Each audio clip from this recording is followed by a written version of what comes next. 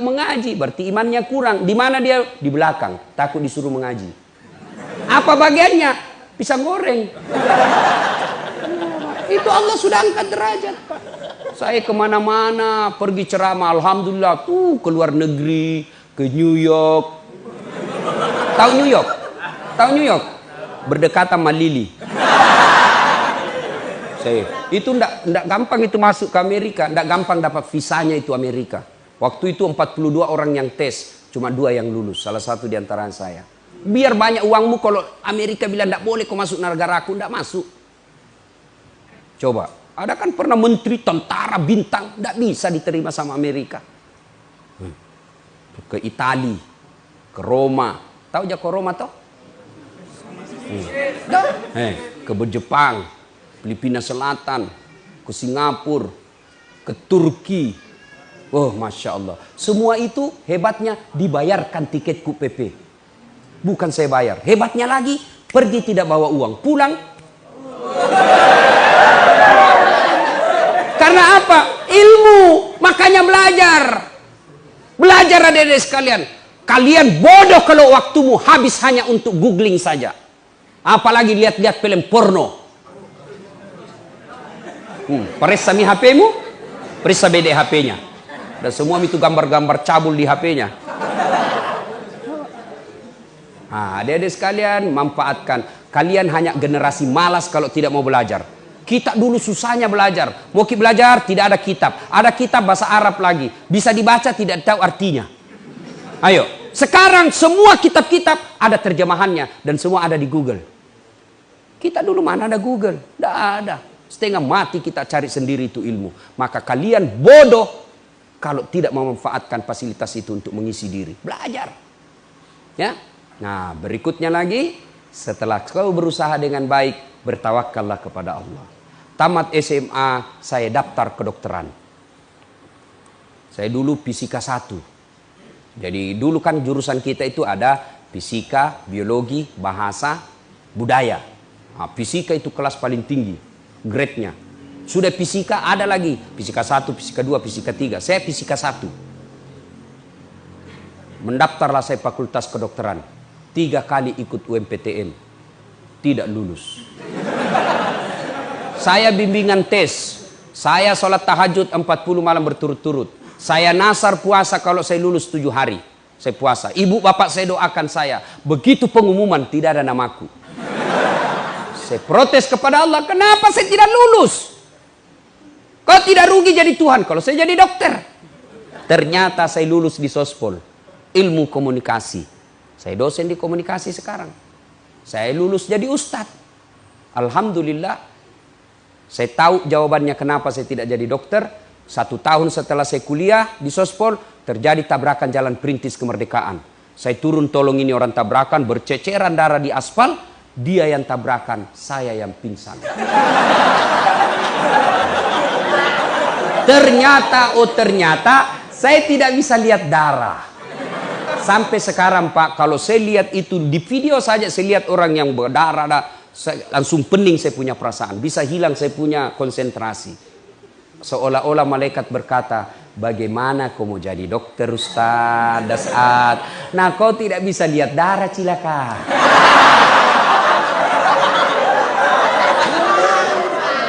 Sudah, saya daftar lagi Akabri. Mau jadi tentara Akabri penerbang. Begitu saya pergi jalan Pertamina, depan kantor Pertamina Makassar, jalan Garuda. Saya pergi daftar tes fisik, tidak lulus. Kenapa? Ceper. Tidak cukup tinggiku. Ya Allah, kenapa kau kasih pendek saya? Temanku lulus kepolisian waktu itu. Sekarang dia di Polda Sulbar. 1 bunga, reserse, pakai baret merah. Saya lulus pakai baret putih. Tapi alhamdulillah, dengan baret putih yang saya pakai, mulai baret hitam sampai baret merah, ku caramai ko sendiri.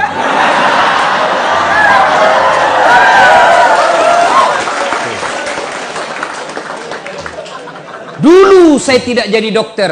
Temanku yang jadi dokter pernah beberapa tahun yang lalu, dia tugas di Kepulauan Aru. Saya telepon, Dok, pulang ke Lebaran? Tidak. Kenapa? Mahal Ustaz, bisa 16 juta satu kali jalan, habis uang. Di mana kita dapat uang pegawai negeri begini Ustaz? Dalam hatiku, untung saya tidak jadi dokter. Saya jadi ustaz. Kemana-mana terbang gratis. Dibayarkan. Meskipun saya tidak jadi dokter. Hari ini saya ceramai ibu dokter di belakang.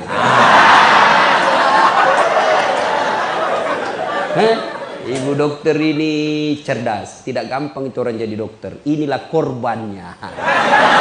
Mau jadi dokter tapi tidak jadi dokter. Tapi Allah Maha tahu. Adik-adik sekalian berikhtiar, belajar, berdoa, muliakan guru dan ibu bapakmu. Ternyata apa yang kau mau tidak Allah kabulkan.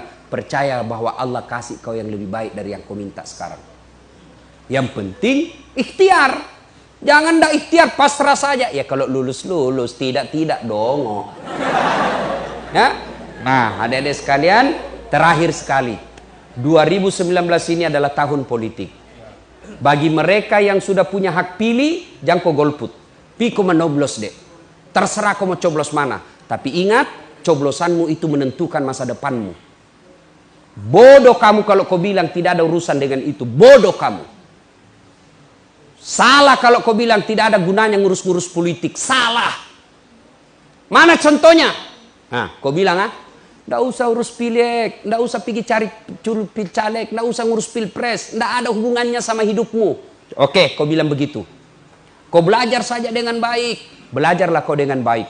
Mulai SMA, kuliah, IP-mu 4,0. Tapi karena negara ini tidak beres yang kau pilih, kau tidak mau memilih orang baik, akhirnya apa? Tenaga kerja asing masuk ke Indonesia. Puluhan ribu kagian yang cerdas tidak dapat lapangan kerja karena diganti sama orang asing.